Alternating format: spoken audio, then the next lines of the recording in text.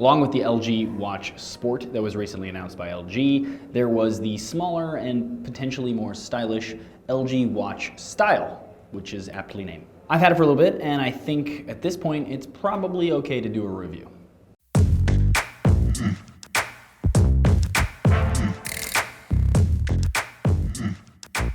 As I mentioned in the LG Watch Sport video, a big part of the features for these two watches is that they come with Android Wear 2.0.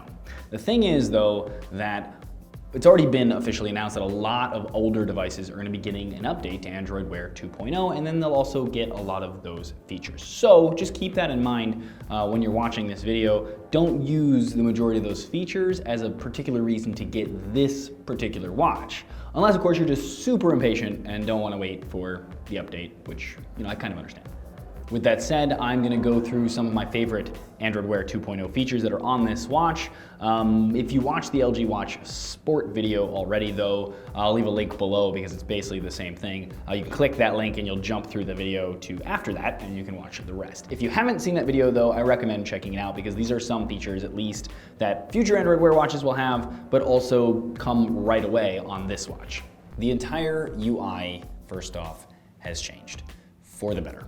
From swappable, customizable watch faces that you can actually put different information on the watch face just as you need it, even shortcuts to apps, etc. You can then swipe quickly between them to get to other watch faces with other customized things you've done, depending on the scenario you need at that moment. Also just better menus, just a more intuitive design overall.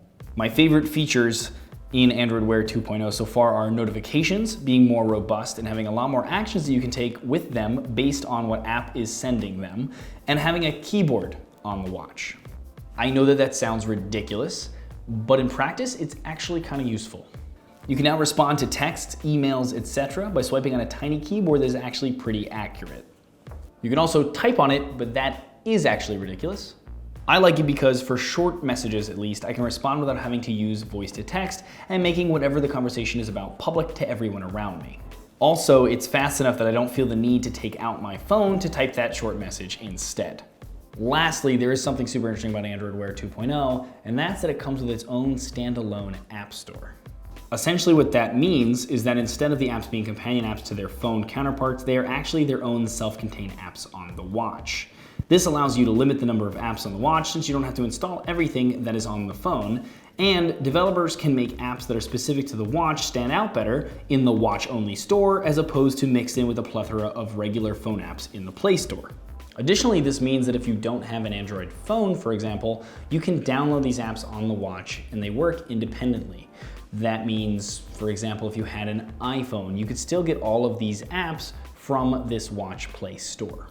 In addition to the new features found in Wear 2.0, it of course has all the features you are used to from 1.0, like fitness tracking, GPS, music controls, etc. At roughly the same size as the old Huawei watch, which I was a big fan of, it's small in a good way.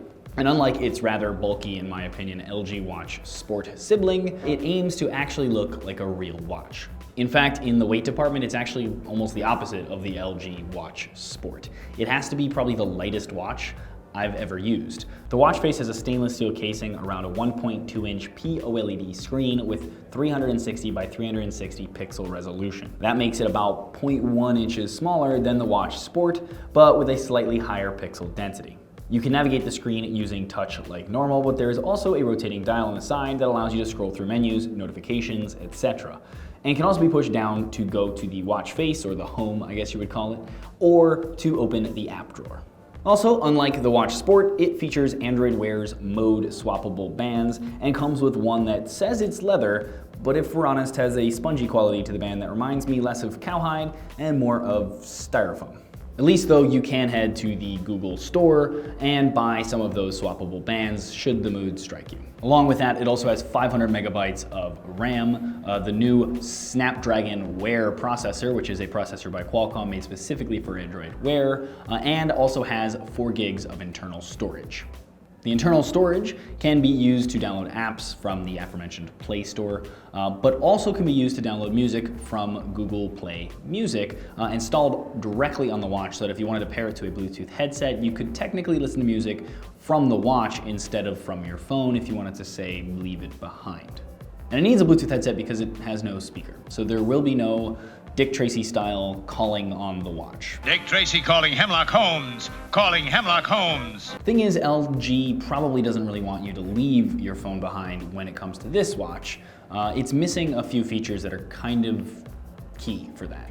One of them being LTE, which I mentioned about the Watch Sport video, allows you to make phone calls, receive texts and send them out, and also use data without your phone anywhere near it. But besides missing LTE, the watch style is also missing GPS and a heart rate monitor, which, I would assume a lot of fitness people would like to have. It does track steps and reps though, thanks to the new Android Wear 2.0 Google Fit app, but it won't account for changes in heart rate like some other fitness bands will. As far as battery life is concerned, it lasts me about an entire day, from waking up to going to sleep. Sometimes it might die like just before that. But it's actually pretty good considering how small of a battery this thing has, and it is much smaller than any other watch on the market right now. But for me, again, I care only that my watch or my gadget or whatever lasts from when I wake up to when I go to bed, because for me, that's when I go to sleep and I plug it in anyway, so it's fine. One thing I love about this watch is that it looks like a real watch. I'm really opposed to smartwatches that just kind of scream, "I'm a smartwatch," to anybody that's walking by. And also, if you were looking for like an analog watch that told the time, but also wanted some added features like notifications, all the apps, responding to text with swipe, et cetera, what comes with a smartwatch, but it also looks pretty good while doing it, this isn't a bad option. The other watch that I would recommend that can do all of that, and probably a little bit more once Android Wear 2.0 comes out for it, is the Huawei watch. Also, Huawei has already confirmed that they're announcing a Huawei Watch 2 at Mobile World Congress, according to a lot of websites. And so when that happens, it should be similarly styled to the original, have more features in it as well. But even without that, it'll also drop the price of the current Huawei watch, I would imagine.